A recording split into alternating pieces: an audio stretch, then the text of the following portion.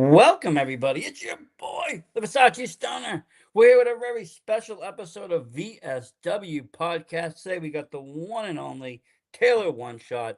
Welcome to the show. Hey, how's it going? Thanks for having me.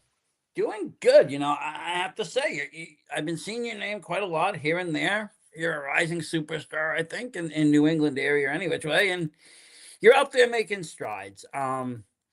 I've been following indie wrestling probably now since like 2017, 18. Really getting into it though, actually during the pandemic, believe it or not. When everything got slowed down to like a YouTube show, I was able to really like hone in and start to follow along. But ever since then, I was just hooked.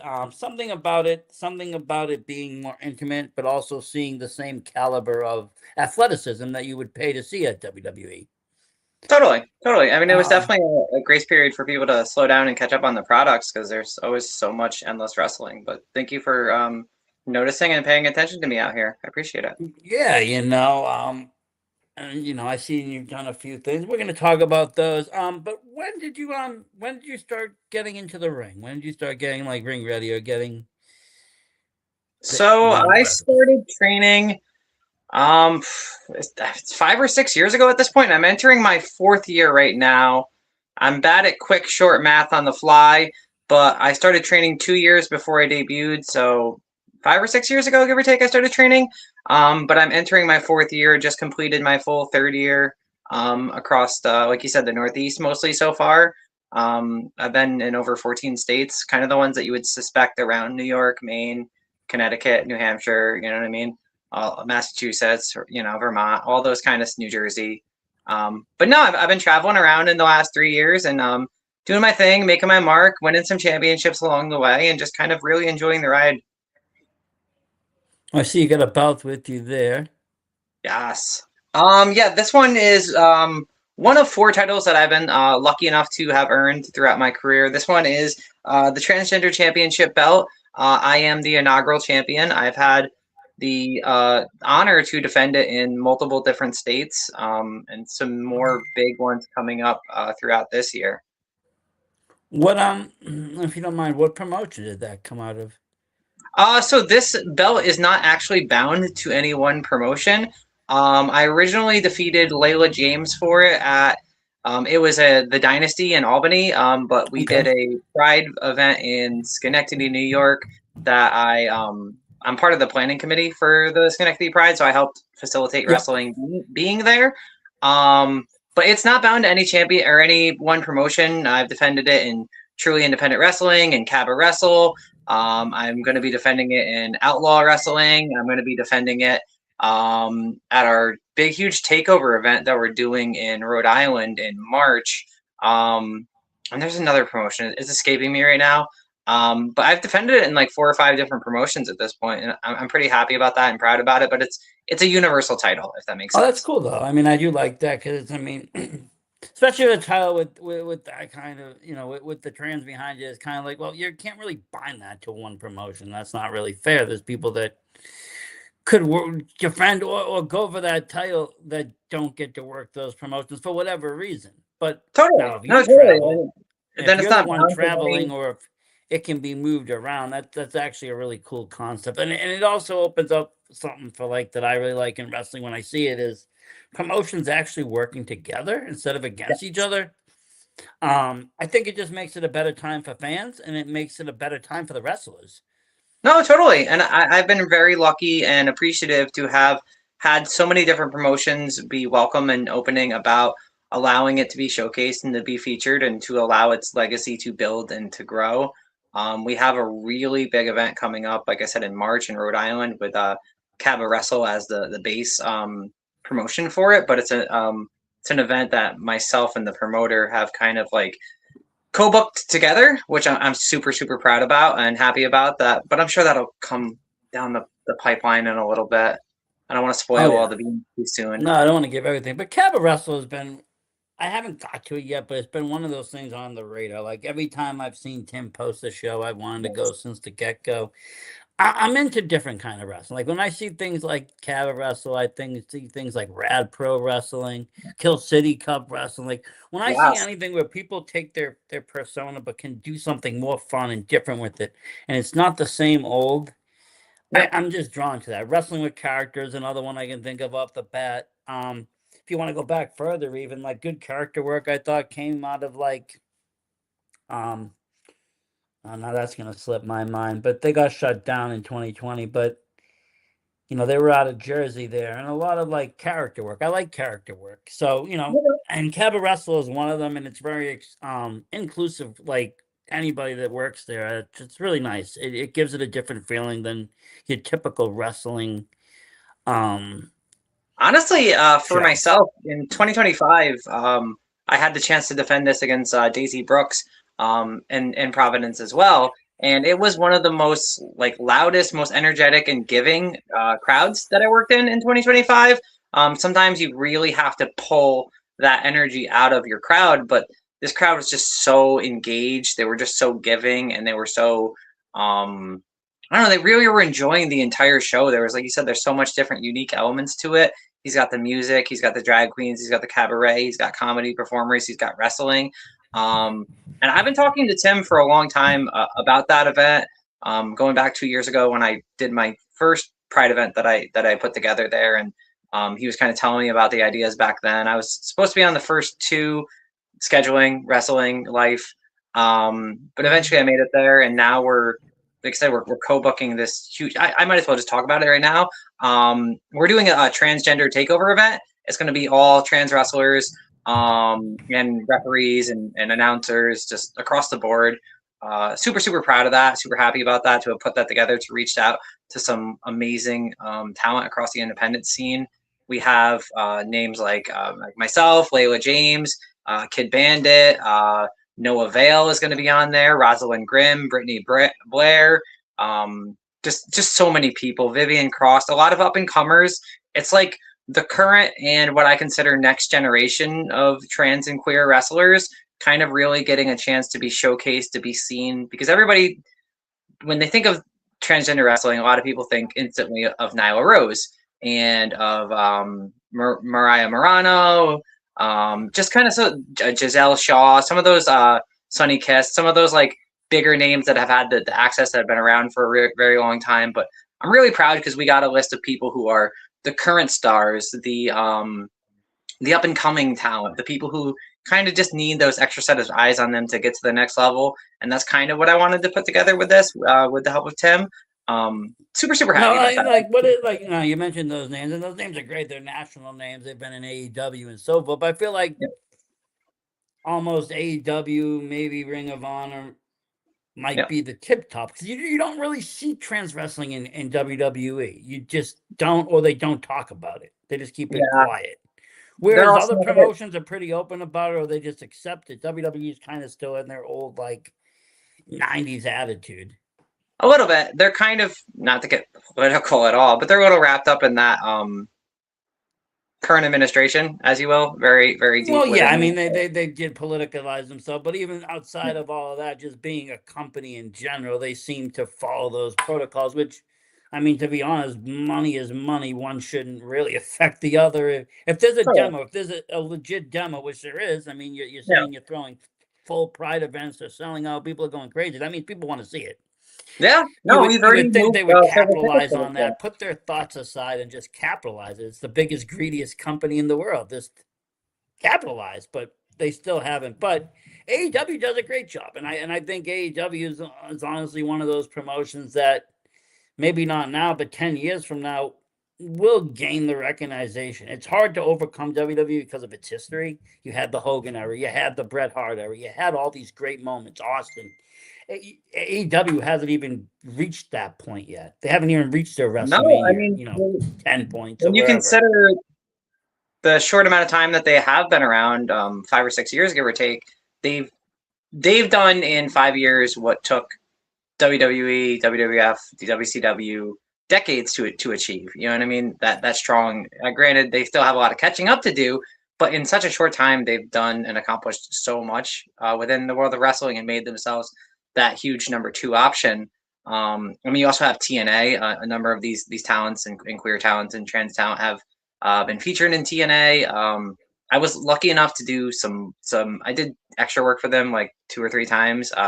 So that was pretty cool. So they're very open and accepting as a company too. Um, but there's a lot of options in wrestling. There's a lot of different plateaus, different mountains, and then even just like you said, the more creative, independent companies like you brought up the Kill City Cup.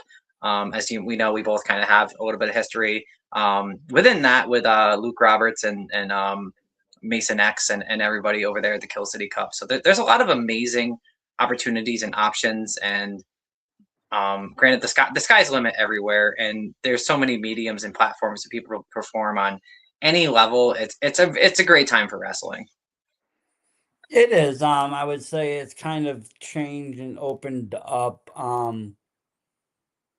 Just even in like, I mean, for instance, just intergender wrestling in general has gone more popular where it once was more shunned, and now you see these matches that people they enjoy watching them. Or they even enjoy seeing what would happen. Because I mean, let's face it, it's the world of wrestling, right? It's not this realistic world of fighting. It's more like a video game. You choose characters.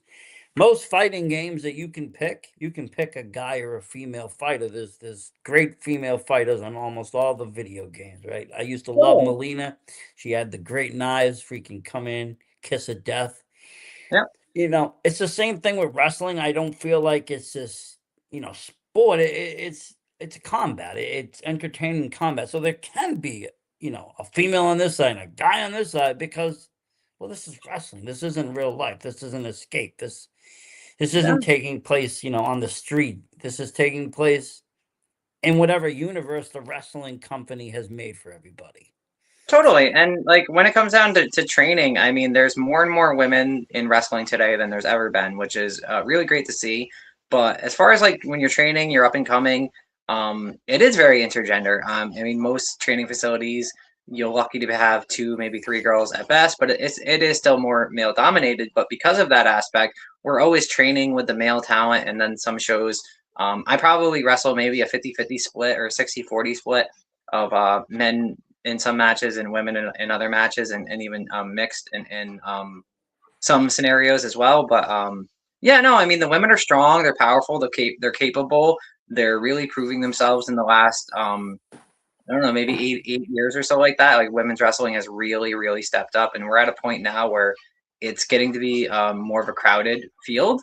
And I couldn't be happier for that because there's just so many opportunities and so many strong and powerful women finally getting these good looks and being seen as more than just eye candy and being able to be seen as going head to head with these big strong men and being believable that we can take them down, we can beat them, and we can hold our own against them. So I'm really happy about that in the state that Yeah, I mean, even definitely in I women's know wrestling. that. I mean, she's not really the most favorited person now, but I mean, at one point, even Masha Slamovich held the TNA World Title, which I thought that gave a really strong image for women. Yes, Um, you know, yes, you have WWE that's done the women nights, but on the indie scene in the lower tiers, you didn't really see that. And it just goes to show, like I said, I used to go to a lot of Beyond shows, a lot of Limitless shows, and you'd see these great intergender matches with great storytelling. Where at the end, the women would end up kicking this dude's ass for some reason, whether it be Mason or whether it be somebody else. Charles Mason, that is. I've seen great matches with like Becker and him, or Ava Everett and Love Dog. They gave me one of my favorite feuds. And they would just go back and forth, and you would just see just great storytelling.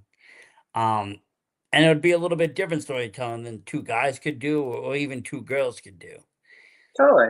And that's the beauty of wrestling. It's an open art form. There's so many opportunities for telling different creative stories, for telling different combative stories out there in the ring with our moves and our psychology that we bring to the table. And it's one of those sports or forms of entertainment that it's combat, it's action, it's acting, it's over the top antics. It's really so many different mediums all brought together into one place that you can't really get anywhere else other than wrestling. So I mean, I love it. This is what I've dedicated my life to at this point, and I couldn't be happier to be a part of.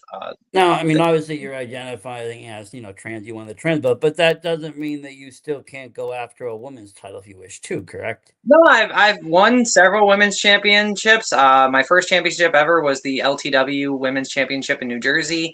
This was the second belt I won. I won the Vixens Championship in Connecticut, which I still hold, and I am the inaugural MPW Main Premier Wrestling Women's Champion.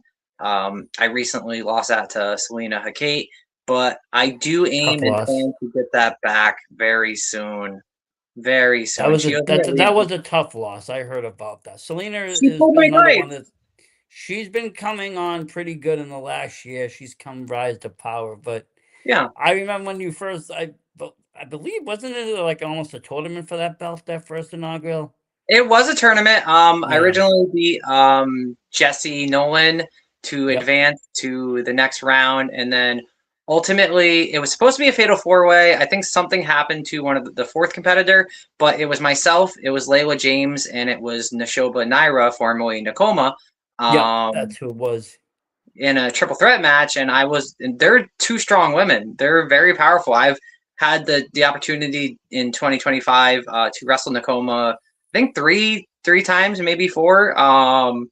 And she's powerful. No one has left a mark on my chest more than Nakoma has. But I've been lucky to kind of watch her as I was coming up in wrestling and kind of prepare for those matches against her. And Layla as well. Like I said, I defeated Layla for this championship too.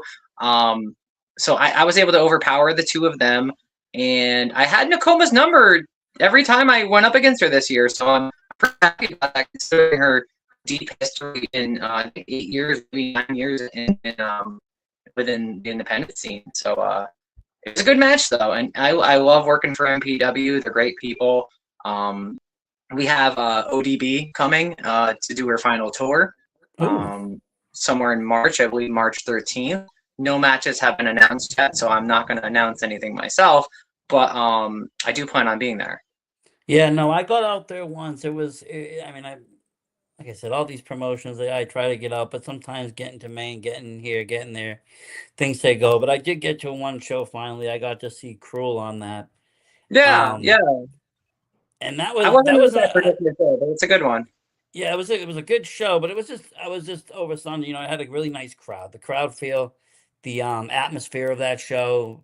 Everybody, cool, chill. It wasn't too like some shows are really like clicky or they're weird. The fans are weird. They're to one side. This was very open. Everybody was kind of friendly. Yeah, no, it's very friendly. There are some promotions I go to that either backstage or the crowd has their favorites or whatever have you, but MPW is definitely a place that's always been warm and welcoming. Their crowd has responded very well to what I've seen in within myself and multiple talents as well. It is another one of those crowds where you don't really have to pull the energy out of them or wake them up per se, which No, they're is wrestling fans. They're not to hurt you though. They're there to enjoy wrestling, and that's the difference. Sometimes you got wrestling fans and wrestling critics, but sometimes you got just critics. yeah. You got people that just want to come on and bitch. Yeah, or just people who are there to kind of bring their kids, and maybe they're not. That's maybe not always their bag, and you got to really pull that out of them. You got to get them engaged. You got to get them invested. You have Well, to. yeah, I mean, let's face it. If you go in and work in front of a crowd that hadn't watched wrestling since the late '90s, they're gonna be like, "What are we watching here? What is this? This is nothing like I remembered at all." And they're No, and gonna kind of, it's our job to show them that wrestling is amazing. To show them that wrestling is better now than it's ever been. And when we really are firing on all cylinders, we're really able to um, please the crowd, to entertain the crowd, to wake them up if they're not fully engaged, to start it off and to show them that, like I said, wrestling it's better now than it's ever been, in my opinion. it seems to be that way. It seems to me. I mean, hey, it seems to be a cleaner. A lot more is being cleaned up as we, even as we talk now. Yeah. Promotions and promoters are doing a better job making cleaner locker rooms, allowing, watching who's actually being booked for these shows, making sure there's no offenders on the shows. I mean, that's a big issue, or has been a big issue, especially in New England. I feel like we got hit pretty hard in 2020 with the laws of speaking out, because some people were afraid to speak out, other people were just being gated. Others were just being, protected. And then it all kind of came to light, and I feel like everybody kind of stepped up and did their part to make it a better environment for workers and for fans. I've definitely seen that even within my time out here, wrestling throughout, like I said, the Northeast is there's less place for hate, there's less place for bigotry, there's less place for sexism or any like negative atmosphere a lot. I feel like we're very good at holding each other accountable. We're very good at sussing out some of the shady behavior. Obviously, life isn't perfect, and sometimes I guess people are unknowingly supporting people who aren't the greatest. Maybe they're good actors or something like that. But I think we've done a really good job at exposing some of the hate, of getting rid of some of that, the negative behavior, and really, like you said, creating a clean atmosphere. Because when everybody feels safe and everybody feels comfortable, they can truly perform at their greatest and give the crowd what they came there to see, which is just good entertainment and hard hitting action. And that's what it should be about. All the other stuff really should be left at the door. I know a lot of people that they have hard weeks. They work 9 to 5s. They got the kids back and forth to school. They have shitty ass Monday through Friday weeks. So when the weekend hits, wrestling is their escape. So when they escape the real world and they get into wrestling, well, they want to leave all that behind: the politics, the bullshit, the agitation, the stress, all that, and just Yeah, walk into an arena that's just a blank slate or whatever their promotion's about. And there's nothing wrong with that. That's a great escape for a lot of people. I use it myself sometimes. Wrestling and horror, those are my two escapes. I like them both equally. Sometimes even that's horror good. more, because you can get away with more in horror. It's more genred out, so you can kind of. Well, wrestling is getting that way. There's different styles. At one point, it was like one or two. Now you can, if you're in the mood for some real blood gushing action, put on GCW or a good death match. If you're into something more traditional, you can find something there. If you want to find something more creative, you find the Rad Pro. You can Totally. kind of do that now with wrestling too. But even No, more I with mean, horror, like you I can have pick, like, I some. want to watch Italian Giallos from the '70s. Okay, good. And I just go to my collection and watch what I want to watch. But wrestling is becoming like that, because you are getting these different variations or styles of even like wrestling and promotions, and then like I said, just the characters themselves, and that makes a big difference when you start getting out of the realism characters and back into the fun characters like we used to have in the '90s, where everybody was just a character. You had Right. the cartoonists like Max Moons and shit, and it didn't make any sense why they would be in a ring, except that it was their job to wrestle on top of whatever else they were doing, whether it was saving the universe, being queen of the galaxy, whatever it was. But it all made sense. And then for some way down the line, I feel like wrestling got this super. Well, we're all athletes. Let's act like ourselves, and we're just going to be like normal humans, but we wrestle. And that's Right. fun, but it takes the fun out of it. Yeah, I mean, there's different like flavors for everybody for sure. Some people like to do the hyper like you said, athletic, hyper professional, kind of like the realism, really putting it out there and being their best version of themselves, or as they like to project themselves. And sometimes for some people that is their character, that is their gimmick, that is what works for them. But then you do see the bigger, larger than life people who take on personas grander than themselves, so that way they can really um, just kind of like you said, bring it back to that fun, that wholesomeness, to escape a little bit. But I do think there is totally a place for all the different flavors, all the different ingredients to kind of cook and melt together to create. There's just so many options, and if one person doesn't like any one thing, there's just like maybe this match isn't for you. You move on to the next match. Maybe that's more of your flavor. I mean, I've had a lot of matches that are some straight up like hard hitting action, just everybody giving it, they're all giving it their best. I've had matches that are more hardcore, backyard type stuff, but not backyard, but like that's kind of like that gritty feeling, I guess, is what I was trying to Yeah. emanate and stuff. And even like one of the places that we're both familiar with is with the Kill City Cup, with what Luke Roberts was able to produce. I did the Nano Cup, which I think it was the second iteration of the Kill City Cup. So we ran it out of a convention. They had this almost Mortal Kombat meets wrestling type of feel. We had the backdrop with the crazy clown face going, this huge statue he made behind us, all of these nuclear crates and chains and all that type of stuff. And we were able to kind of create this product and this show that was something different. It was a non-ring event, which at that time was the first that I'd ever participated in like that. So the bumps were hard hitting, but it was a Oh lot yeah. more painful. But we created something that was unique and different, and now you see Mason X out there creating all of this different imagery and artwork that he's, I believe, slowly trying to convert into like some sort of action arcade fighting game Yeah, we or were something talking like that. about could maybe me helping him too and putting it together to a game format of, pick a fighter and fight Yeah, with some other maybe like Street Fighter elements or some other kind of element where because there's a lot of lore. And that's the thing yeah, Kill City I got familiar with back in maybe what 23, 24. right. When I they was put out kind the of first one. I was in honestly I was in a slump. I was in a slump for creativity, and all of a sudden, I kept seeing all these posts for the worst wrestling video ever, and I'm like, okay, Yes. what is this? What is this going on? So I watch it, and I fell in love with it because it was all these amazing wrestlers that I knew, like Brian Cage and Natasha. Nikita and Natasha Yeah. and all these other people too, like Jimmy Jacobs, and then new faces like Mason X I'd ever seen, Bones I never seen before, Yep. and Yeah, then I was the second one. My trainer Fox Vinier was at that one as well. yep, He was. We all had different characters for that event though.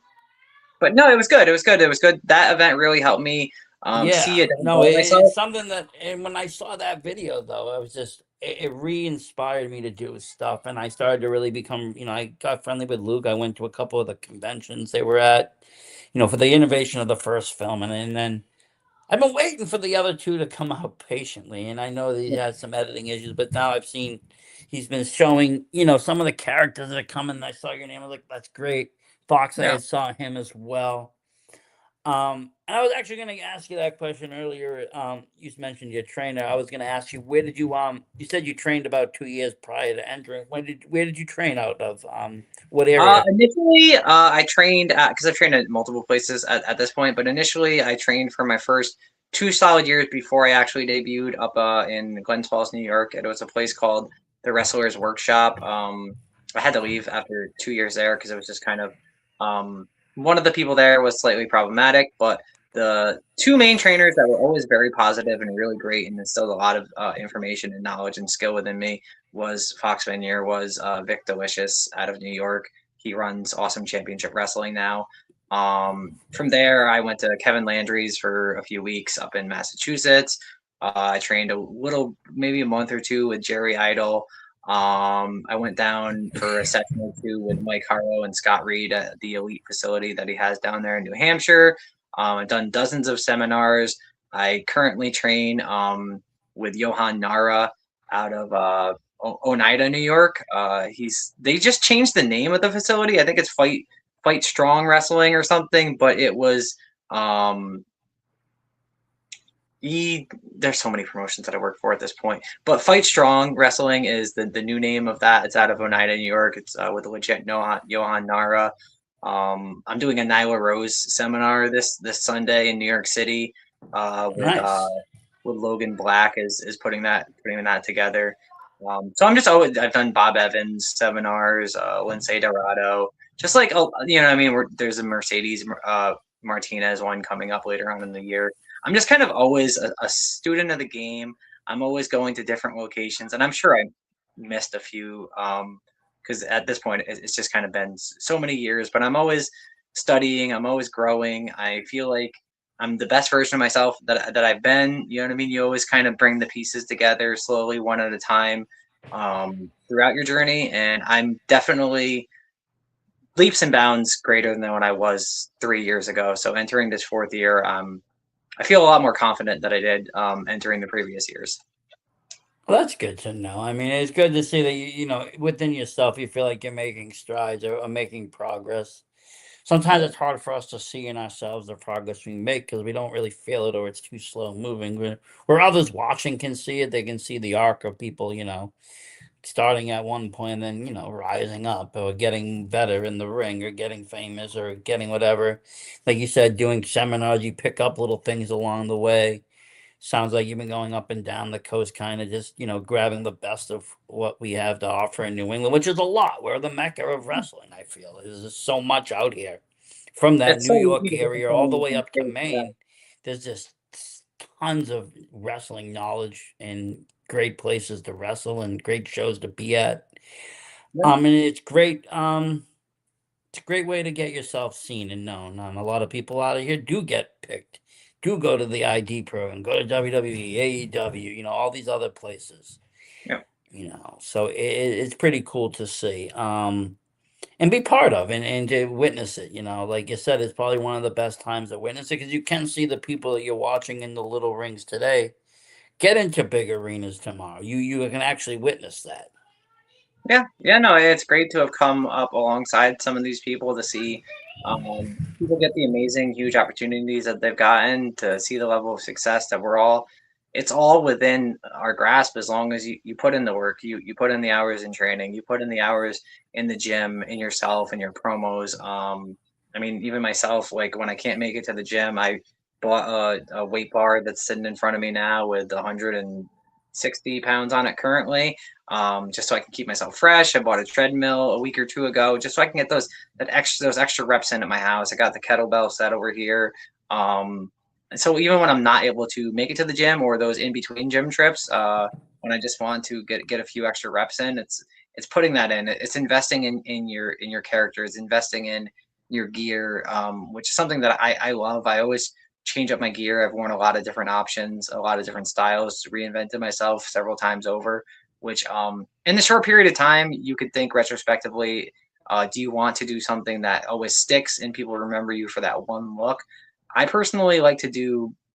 I had my first set of gear. Well, it would have been my third set of gear I had in like 6 or 7 different colors. I made that myself. I eventually, at the Kill City Cup, when I did that, he wanted us to do more of apocalyptic look, and that led me down a slightly darker path. I started using some face paint here and there, on and off, doing more of like a dark, I want to say almost bondage-esque gimmick that I did for a little while, and now I've evolved now into a extremely professional set of gear that I'm very happy with. I'm very happy with my current gear maker. I'm gonna get a new set made for hopefully our takeover event in March. But yeah, just like the evolution, the growth, putting in and investing in yourself in all aspects, you can really, everything's within our reach. People, Japan is in our reach. People I came up with in the last 3 years, they're going to Japan. They're getting extra opportunities. Like I said, I myself have gotten to work alongside Jordan Grace for a second in TNA, and resurrected PCO once. And just like the bigger opportunities, being able to perform in TNA, being able to perform in Ring of Honor and AEW and WWE, if that's your ambition. It's, if you put in the work and invest in yourself, there's more avenues now than ever before. I do find that to be where before it was just maybe WWE or maybe somewhere, but you had to know somebody, you had to be really good, or you had to be big, or you had to be a certain standard. Now there is multiple opportunities for people to go. You don't have to just pick one. And there's multiple places to get known, and even so, not just here. The international wrestling scene is really thriving. I've talked to a lot of people in the Nordics. They got a great wrestling scheme going down there. All over Europe, Japan is huge. And it's great to see because a lot of them have actually, have their own style, but then others have, grown up watching, wrestling in Texas. And so they have like a Von Erich style of wrestling, but yet they're wrestling, in a foreign country, but they're training out of the way they learned on TV. Yeah, and a lot of people have proven and shown what I mean. Matt Cardona reinvented himself. He dominated the independents. There's so many big names outside of I him feel that like he's a sellout, though. He went back. He should have just stayed where he was. He shouldn't have went back.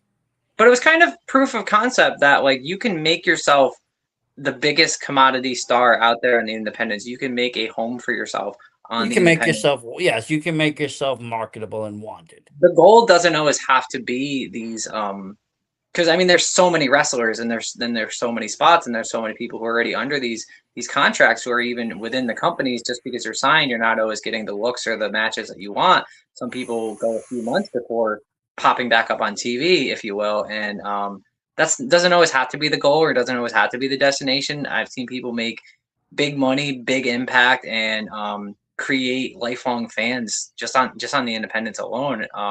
So it doesn't even have to be seen as this like this is the destination. Now is the destination. Wherever you are is the destination. And if you want to go to these other places, that's awesome too. But it's to me at this point, it's just one of many places to showcase your skills and your talent. And you can be a bigger name to some capacity on the independents than some people are able to do. You have more freedom of and control of who you Yeah, are. I mean, there's people that get into the WWE or even AEW and they're sidelined or they don't get much action or they're pre-show because it is such a huge roster. Where then, if you really put in the effort, you can become a champion at a mid-range or a GCW or something where a lot more people will see you. Totally. And that's kind of what I'm getting at. It's everywhere is the destination. You just have to make the best of it, and you have to make your mark and really make yourself marketable and seen at wherever you are. Now, let me ask you, what has been some of the challenges of being a pro wrestler? It can't Um, be easy. It can't be easy at all. I mean, it's the time, it's the dedication, it's the tireless hours, training, working out. It's the rides home. Like if I'm coming back 7 hours plus from a location after leaving there, 10 hours. Some nights I go to a hotel. Some nights you travel back. You put a blanket in your car and a pillow, and you pull over for 15 minutes just so you can doze off for a little bit or whatever have you. It's the sacrifices that you make with social engagements. It's not always being able to be there for this celebration or this party or this engagement because you always have to commit yourself to who you are to wrestling. It's a lot of sacrifice. It's hard to do that, but if this is what you want, then this is kind of some of the things that you should expect or should know is that it's not always like as glamorous as what you would think. It's a lot of sacrifice. It's a lot of hard work, especially if you want to truly make an impact. But I wouldn't make these choices if it wasn't something that I truly want. I want to make a legacy for myself. I want my name to be remembered and to be known, and I want to make people smile and laugh. So for me, the hardest part, like I said, to just double down on it, is the sacrifice and the commitment. And I think I mean, obviously there is. You have to put in the work. I mean, you have to get to the ring. You have to train. I mean, yes, there's wrestlers out there that have trained 20 years ago and maybe not so much today. Still go to the ring for in-ring training, but to be the best version of the wrestler you be, I believe you got to go in the ring at least once a week. You can't just go show to show. You'll get rusty. You won't evolve. You won't get better. Your back will Uh, hurt. You have to keep those bumps. You have to keep those calluses strong on your back. If you go too long without spending time in the ring, you take that next bump, you hit off those ropes hard, you're gonna feel it. It's gonna hurt. You're gonna lose a step here or there, and that's where the mistakes start happening. and I mean, like I've done day trainings and I've done fantasy camps. There's nothing nice about the wrestling ring. The ropes will kill you. They've left burns, marks on my ribs. They're very tight woven like cables of metal with some tape around it. It's not like bungee cords. It's not like a toy ring. They're not nice. And getting up on the ropes isn't easy either. They're slippery, they're hard. There's no straight platform like you see on a video game. You got to balance yourself, and if you don't, Yeah, you're going to break your neck. and Getting I'm in and out of the rope somebody. can be just as hard. Rolling, bumping, all of that. You have to learn it. Does it hurt the most? Sometimes, but if you do it right, no, but it's still uncomfortable. It's unnatural. It's very Yeah, unnatural to have yourself fall or to and I let always yourself say fall. if you ever run into a wrestler anywhere, just know that their back probably hurts. Well, Our backs are that always hurting, but that was my you always hardest thing, like taking the bump, because like you're always trained. I came from boxing, and it's like you're supposed to stay off the mat. Don't go on the mat. But in right. wrestling, obviously, sometimes you got to go down. And I was just did not want to, like, my body would not allow me to go down. I was literally like to the trainer, you're going to need to clothesline me so I feel the impact to know to go down, because otherwise I'm not going down. My body So won't allow it. honestly, I feel like so the physical aspect, the taking the pain, the taking the bumps, that's one thing, and that's something that I feel like you can get a dozen people in the room and you can eventually teach all dozen of those people how to take the bumps, how to hit the ropes, the ones who truly want it, especially. You can teach them the physical actions, the movements, the moves, the sequences, if you will. But honestly, I feel like the hardest thing to truly grasp and that you really learn throughout the more time and the more years and experience you have out there and the more you travel around the country is it's the psychology. Oh It's yeah. building and structuring a match. It's learning what actually works, what actually gets a reaction, what makes you remember you and not remember the moves because you want them to remember who you are. You want them you don't want to be necessarily the girl who does the fall away slam and or the, you know what I mean any move have you because then it's not you that's getting over. It's not you that's being remembered. They're going to talk about, hey, remember that girl who did this move? Remember that guy who did this crazy thing? They're remembering those things and not you as the person, as the character, as the worker. And you got to do those in between things that really get them to engage and invest in who you are. That way they follow you. They put in the extra dedication and they really want to they're invested in your journey. They want to see you come and get bigger successes. So for me, that's and I think for most people, that's truly the hardest thing because, like I said, you can teach a dozen people how to take a bump and they'll all learn it, but I don't think all dozen of those people will truly learn what it really takes to put on a great show and to rise to that next level. Well, no, and like you said, the psychology is very important. I mean, you can have a very good 4 minute match, or you can have a very good Iron Man match, or you could have a really shitty Iron Man match. It all Yeah. depends if you can keep the anticipation. It's like a film. You got to play the suspense and the pacing all perfectly to You have make to it know how to really do the ups and downs and meaningful. when to do them. And if you don't know how to do that, it's not going to be an entertaining matchup. And Yeah, sometimes those things that you're going in with as the matches, you have to, throw audibles in between because the fans go another way. Sometimes the bad guy gets cheered. Sometimes things happen. And yeah, you got to be able to roll with that to make it so it still works and fits, but still let the crowd be the crowd. You can't just, yeah. say you're not watching or feeling what you're feeling. So you have to still give in to them. So it gets, you have to do a lot of things on the fly sometimes. Even as much planning as you do, anything can happen once that bell hits. You have to be ready for any situation in any moment. Things change on the dime in wrestling. Things move. They always tell you to slow down, slow down. If you think that you're going slow, go slower. It's one of the old school things, and it's still relevant. But things move so quick and so fast, and you have to be able to make quick decisions. You have to be able to communicate. You have to be able to be as prepared as you possibly can. So that's why a lot of this, just the training, it just and just getting the experience and not getting the wrong experience, not getting the experience in any one place, exposing yourself to different tastes, to different flavors.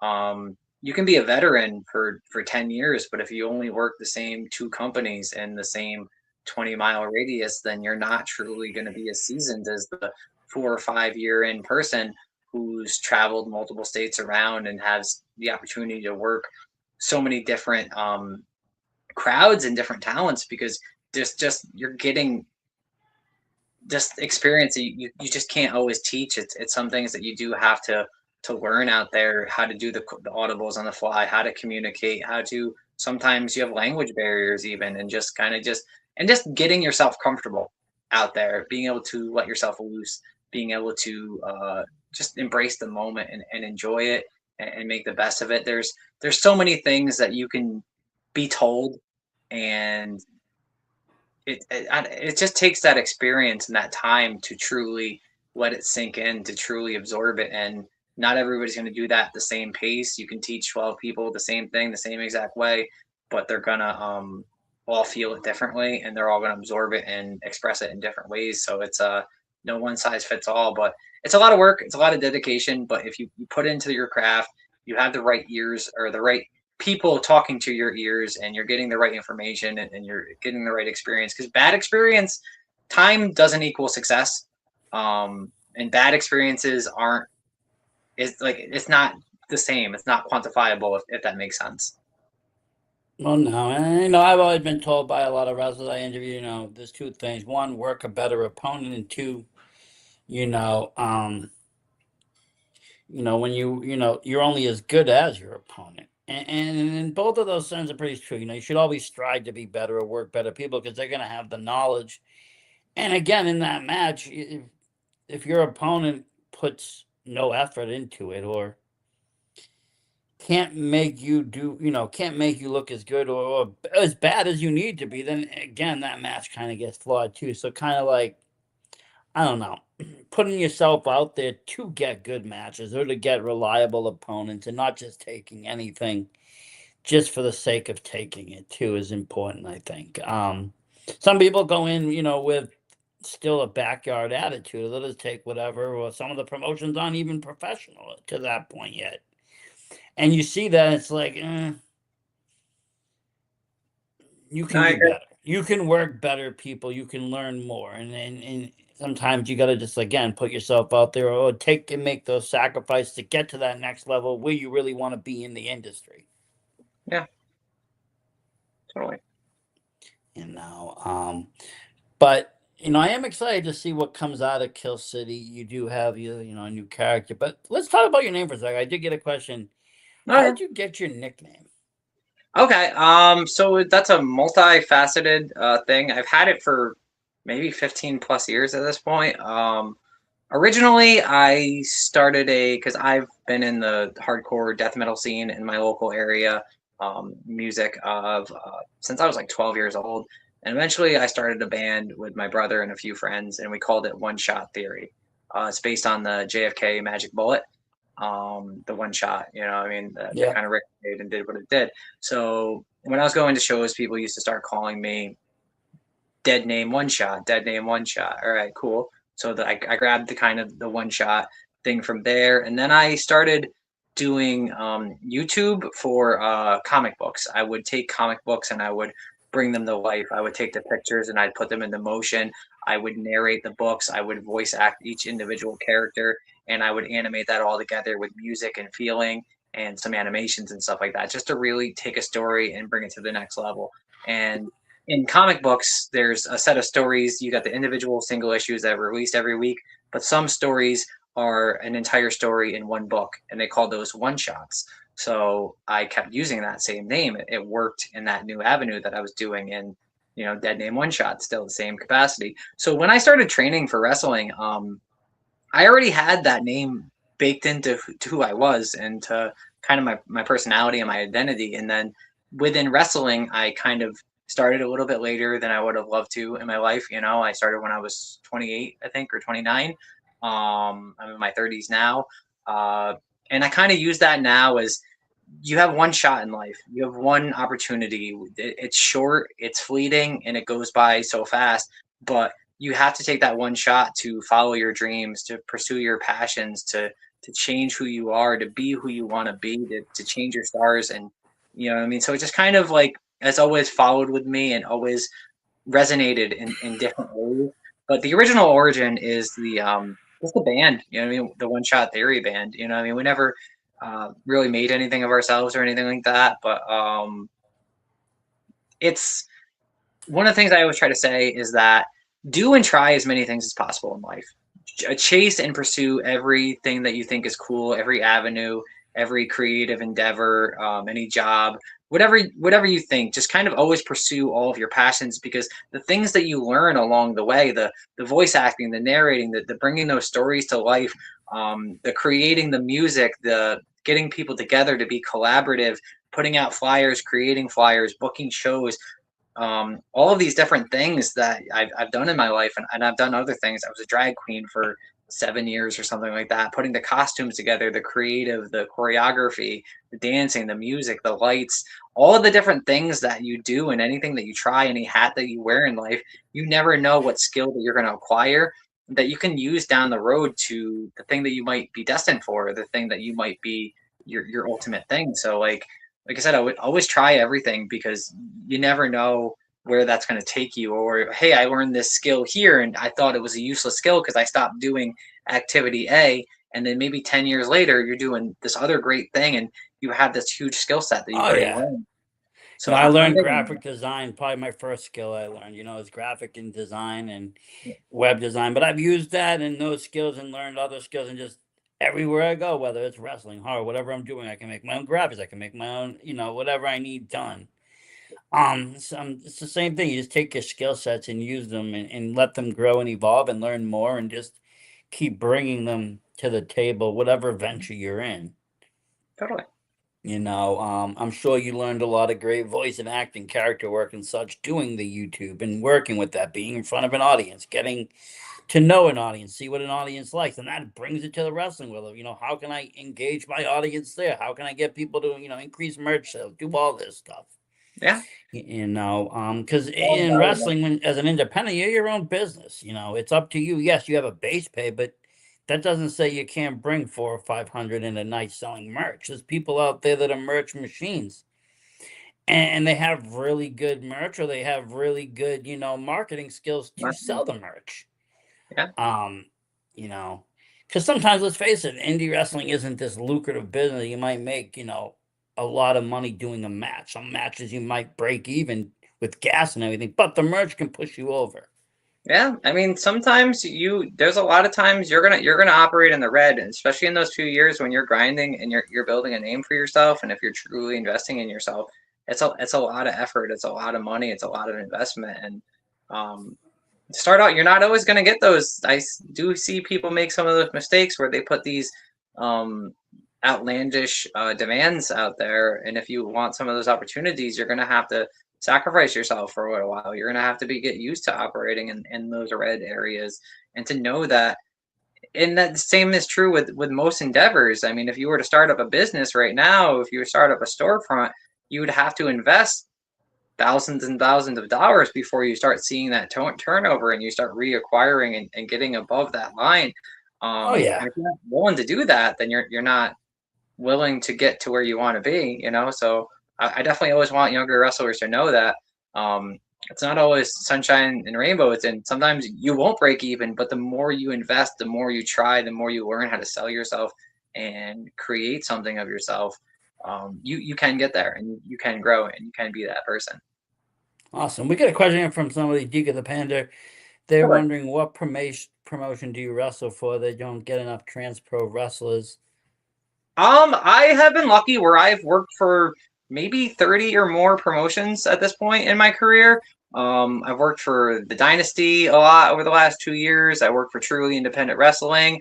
I worked for Outlaw Wrestling, Main Premier, Cabba Wrestle. I've worked for Immortal Championship. I've worked for World of Hurt, um, LTW. I worked for Grimm's promotion in New Jersey, Grimm's Toy Show once. Yep.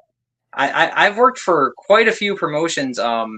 American Excellence Wrestling, I think in Pennsylvania, I think it's what that was called. CFW, Cindy Hart's promotion, Yep. QWR.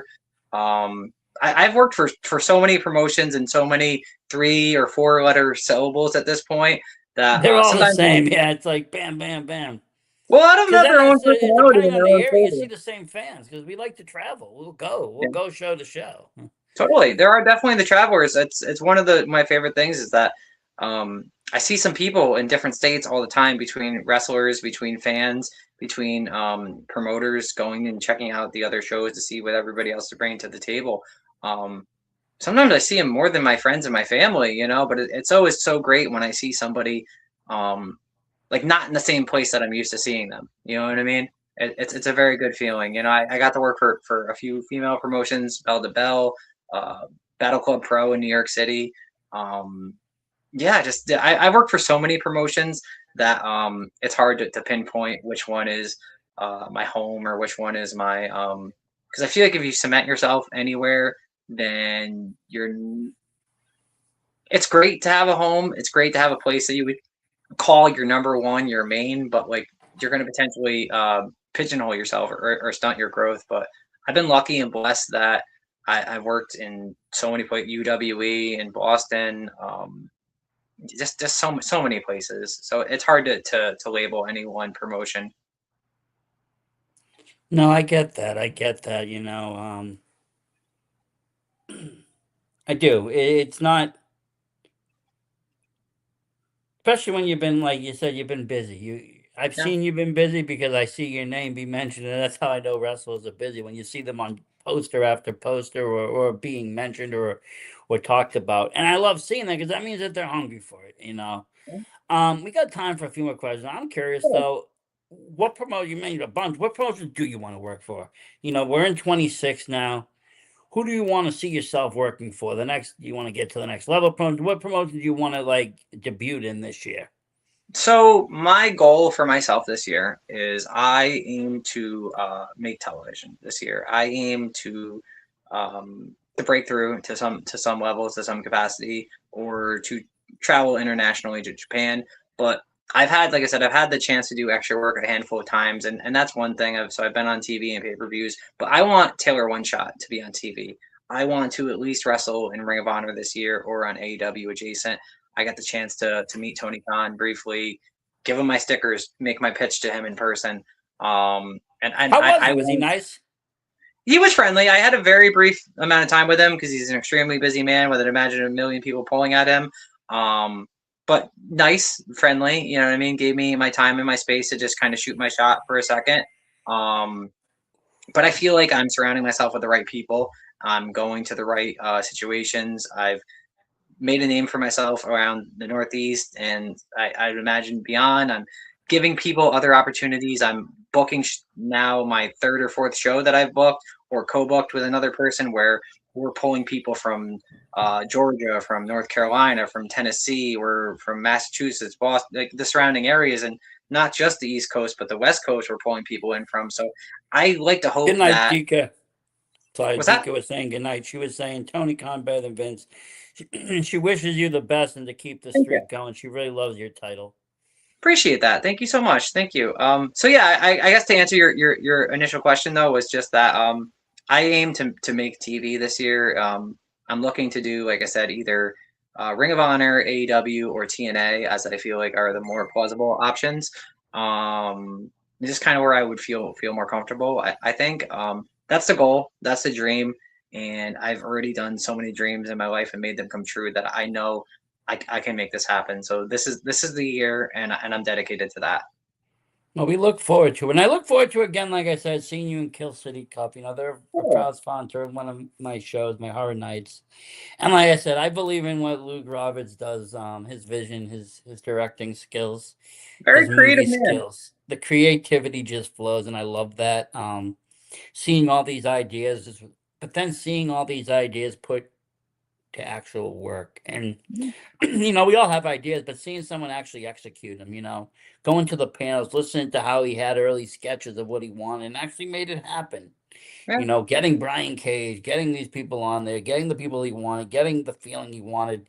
And then he's got all these people that, like me, that just love this stuff, making graphics, making a world out of it, making our own, lore and innovation, and doing what you would do like with a horror movie or a comic book. You would, kind of make a sub lore, or what would happen behind this character, what should, fan stuff.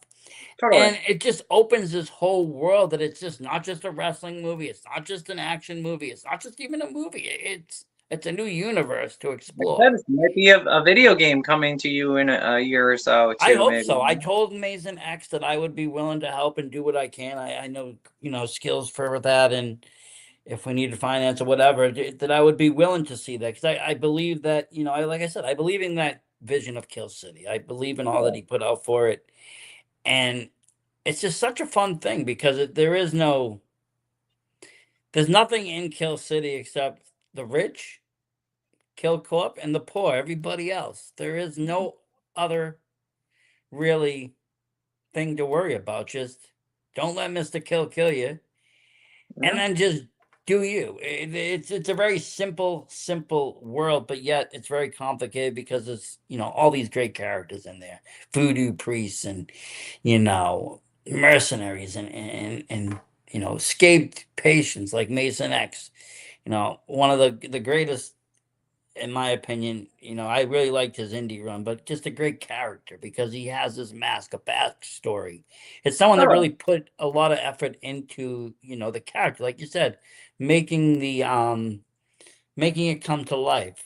Making Yeah, the mask realistic. That mask is, a cinematic mask. It looks wonderful. and I've been asked and been able to share some insight into that and to grow and expanding the universe and the lore of the Kill City Cup. And it is a I dirty, love gritty that. place with a lot of crime and a lot of violence and a lot of money and corporatism. But I think soon you'll see that there is one shining light. There is one person out there who is trying to make the world a better place, even if it might not be possible or capable. They're going to try their hardest. I'm not going to say who that person is, but there might be one individual There who might be might be one that. trying to make a better Kill City. Well, we will Yeah, have to wait and see. I am looking forward to it. Like I said, I do still watch the first one. I urge people to. You can watch it free on YouTube. yeah, That's the beauty of it. It wasn't even like behind a paywall. It was like free to watch. Great movie. Great timing. Had great pacing. You know, everything you want in an indie show within like an hour. It was really good.